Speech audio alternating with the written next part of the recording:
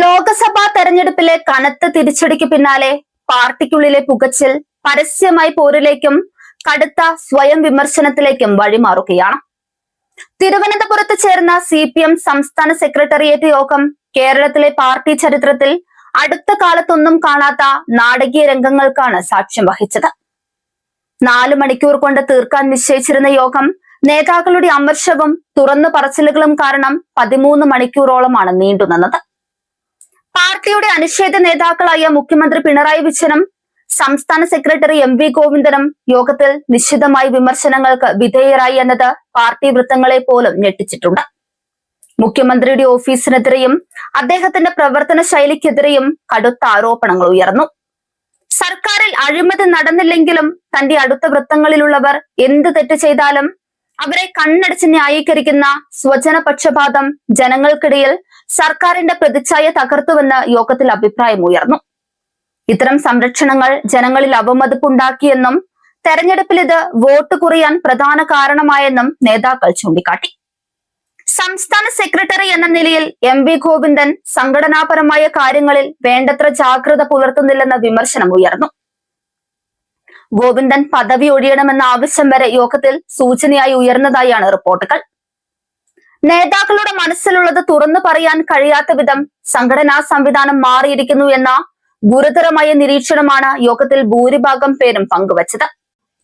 താഴെ തട്ടിലുള്ള പ്രവർത്തകരുടെ വികാരം ഉൾക്കൊള്ളാൻ പാർട്ടിക്ക് സാധിക്കുന്നില്ലെന്നും ഉപരി കമ്മിറ്റികളിൽ നിന്ന് വരുന്നവർ സമയം ലാഭിക്കാനായി താഴെ തട്ടിലെ ചർച്ചകളെ തടസ്സപ്പെടുത്തുന്ന രീതി അവസാനിപ്പിക്കണമെന്നും അഭിപ്രായങ്ങൾ ഉയർന്നു. LDFന്റെ ഉറച്ച വോട്ടുകൾ പോലും ഇത്തവണ ചോർന്നു പോയെന്നും പാർട്ടി മെമ്പർമാരുടെ മനസ്സ് പോലും മുന്നണിക്കൊപ്പമായിരുന്നില്ല എന്ന സത്യം പാർട്ടി തിരിച്ചറിയണമെന്നും നേതാക്കൾ ആവശ്യപ്പെട്ടു. വരാനിരിക്കുന്ന ജില്ലാ കമ്മിറ്റി യോഗങ്ങൾ 2 ദിവസമെങ്കിലും നീട്ടിവെക്കണമെന്നായിരുന്നു മറ്റൊരാവശ്യം.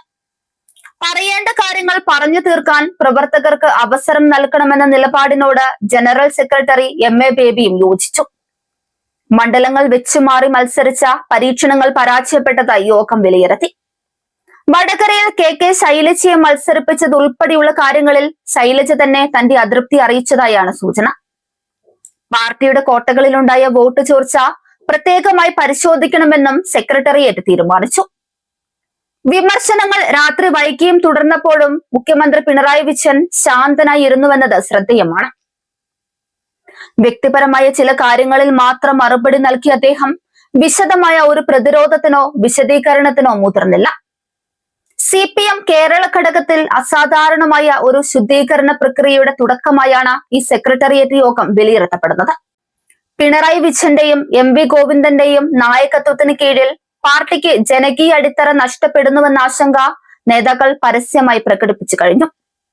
വരാനിരിക്കുന്ന ജില്ലാ ലോക്കൽ കമ്മിറ്റികളിൽ ഈ വികാരം എങ്ങനെ പ്രതിഫലിക്കുമെന്നതിനെ ആശ്രയിച്ചിരിക്കും പാർട്ടിയുടെ ഭാവി.